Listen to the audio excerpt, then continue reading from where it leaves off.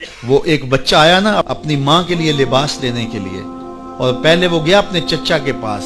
اس کی ماں بیوہ تھی اور اس کا لباس پھٹ گیا تھا، اور وہ اپنے چچا کے پاس گیا تو اس نے دتکار دیا.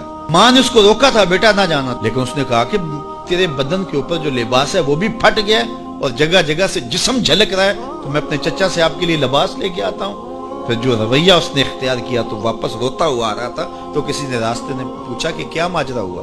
اس نے کہا چچا کے پاس گیا تھا ماں کے لیے لباس لینے، اس نے تو لا کے بھیج دیا. اللہ اکبر. تو اس نے کہا کہ جا سین حرم میں محمد نام کا ایک شخص بیٹھا ہوا ہے، اگر تو اپنا دکھڑا اس کے سامنے پیش کرے تو وہ امید ہے تمہیں رد نہیں کریں گے، لیکن سن لے ان کا دین کوئی اور ہے. اللہ اکبر. اپنے ماں کے پاس آیا تو ماں کو کہا کہ چچا نے تو لا کے بھیج دیا، لیکن آپ کی حالت مجھ سے دیکھی نہیں جا رہی.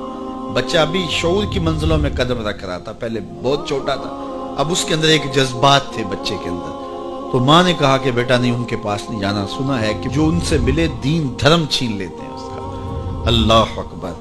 تو حضور علیہ الصلوۃ والسلام کے پاس جانے سے ماں روکنے لگی، لیکن بچے نے کہا کہ امی میں پکا رہوں گا، بتوں کا وفادار رہوں گا، تم اس ٹینشن کو، اس پریشانی کو چھوڑ دو. اور حضور کی خدمت میں حاضر ہوا. حضور صحن حرم میں چادر اوڑے بیٹھے ہوئے تھے، اور جا کے کہنے لگا میں پہلے بات آپ سے کر لیتا ہوں، آپ کا دین میں نے قبول نہیں کرنا. حضور مسکرا کے بولے بیٹا بتاؤ کس لیے آئے ہو؟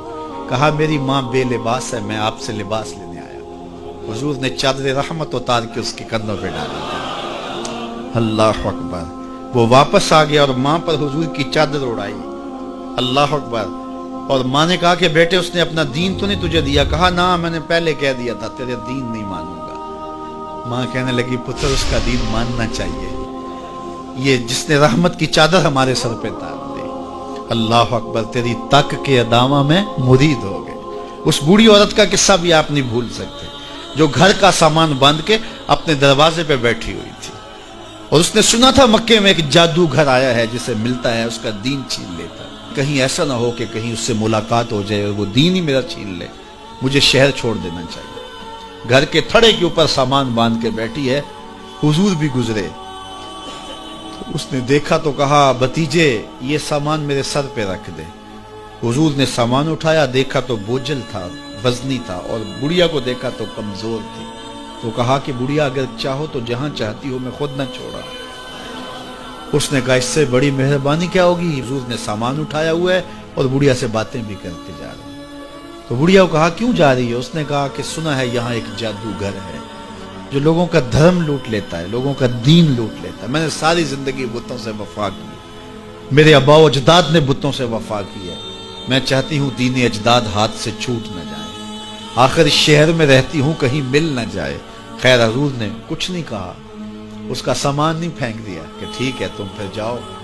سامان اس کا اٹھایا اور جہاں تک اس نے جانا تھا سامان پہنچایا. سامان سپرد کر کے واپس پلٹنے لگے تو اس نے کہا بچے اپنا نام تو بتا دے، لوگ کہیں گے کہ مکہ چھوڑ آئی ہو تو بتاؤں گی ایک جادوگر کے دکھ سے چھوڑ آئی ہوں. تو وہ کتنا برا بھلا کہیں گے شہر مکہ کو کہ جس مکہ سے لوگ نقل مکانی کرنے پہ مجبور ہو گئے. تو میں انہیں یہ بھی بتاؤں گی کہ جس مکے میں جادوگر رہتا ہے اتنا اچھا نوجوان بھی رہتا ہے، تو تیرا نام لیا کروں گی، تیرے قصیدے پڑھا کروں گی.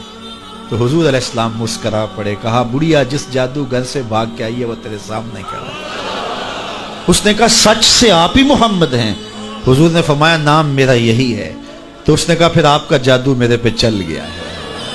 اللہ اکبر. تیری تک کے ادامہ میں مرید ہو گئی. لوگوں کی خدمت کریں، بوڑھوں کے کام آئیں، دکھیوں کے کام آئیں، مصیبت زدہ کے کام آئیں.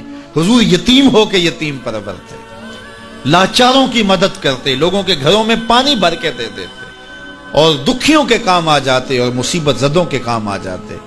تو حضور سے پیار کرنے والوں، امت میں آپس میں حسد نہ پھیلاؤ، بغض نہ کرو، نفرتوں کے پہاڑ کھڑے نہ کرو، ایک دوسرے سے پیار کرو، جڑو، امت وحدہ بنے، اور اپنے ماحول کو، اپنی معاشرت کو ایک خوبصورت معاشرت کا رنگ دو، اور اپنی زندگی کو حضور کے نام کر دو.